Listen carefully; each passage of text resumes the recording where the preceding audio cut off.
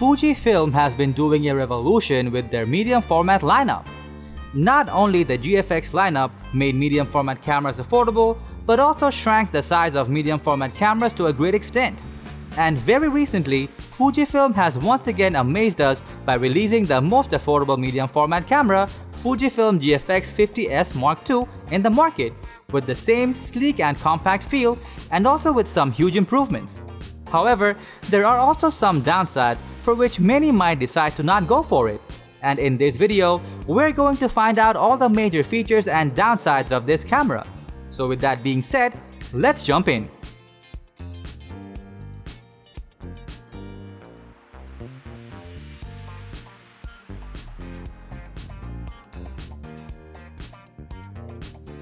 The Fujifilm GFX 50S2 comes in a sleek body and weighs only around 900 grams.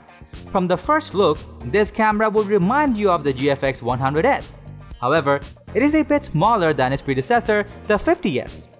Though Fujifilm has a legacy of releasing retro-looking cameras, the 50S Mark II is not quite a retro camera. It only has a dedicated exposure mode dial, and you might miss the dedicated shutter speed dial. But the top display will definitely make you happy, as it will show you a digital version of the shutter speed and aperture dials. It also shows you a histogram and customizable settings.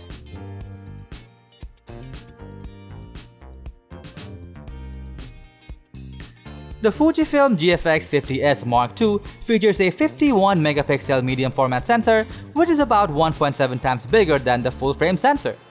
Typically, more megapixel tends to capture the lesser amount of light per pixel if the sensor size is smaller. However, with bigger sensors like the medium format one, more megapixel gives the camera the ability to capture details and light altogether, making it a suitable choice for landscape photography. As far as photography is concerned, the camera can shoot images with an incredible amount of detail. It gives you the exact image quality you would expect from a medium format camera. It also provides you with superb color tone in your images. It gives you something exceptional which you simply can't get out of a full-frame camera. However, the benefits of using the large sensor of the 50S Mark II start to fade away as you increase the ISO number. Apart from that, it uses the Upload X Processor Pro 4 image processor, which enables the camera to shoot 3 frames per second in burst mode. The video specs are all the same as its predecessor, the 50S. It can shoot 1080p Full HD videos up to 30 frames per second. However, there is a time limit of 30 minutes. So clearly, it is not a video-centric camera like the GFX 100S, which could shoot 4K at 30 FPS.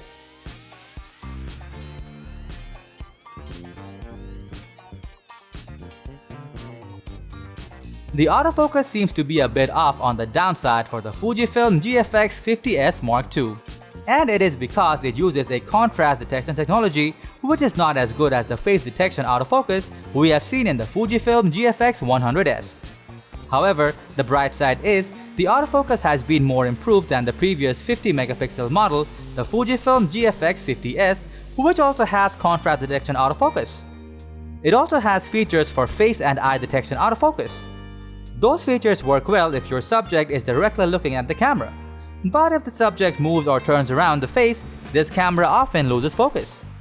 One of the main selling points of this camera over the GFX 50S is the in-body image stabilization.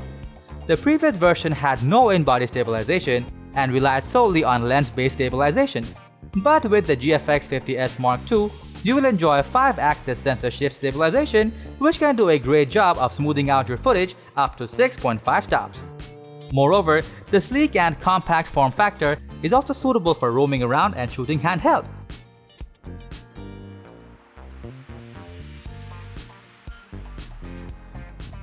The GFX 50S Mark II features a 3.2-inch LCD, the same as we have seen in the 50S. It also can be tilted in 2 ways to help you shoot in both high and low angles. Moreover, there is a 1.8-inch 69.7K dot memory LCD top display which lets you see some major settings quickly. Besides, there is also a 3.69 million dot viewfinder which has a magnification ability of 0.77 times. This camera comes with a dual SD card slot for flexible storage which is compatible with fast-performing UHS-2 SD cards.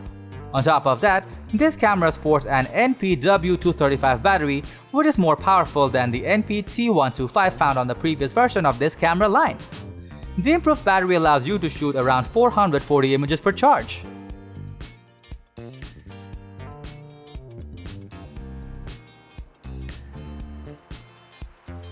From the specs we have discussed so far, it is evident that the Fujifilm GFX50S Mark II is a great camera for photography. It definitely has some quirks. The autofocus is not up to the mark. You won't have the same autofocus performance as the GFX100s. The video specs are also not very impressive, but if you look at the price of this camera, everything that seems to be missed out by this camera starts to make sense. It's only $4,000, and this price range makes it the most affordable medium format camera in the market. Plus, there is a 5-axis stabilization, which is a big plus for this camera. The images look simply incredible. If you are a landscape or portrait shooter and want to upgrade from full frame to something more, this is the best you can get from your money. And this is definitely the best starting point for those who want to experience the feel of medium format.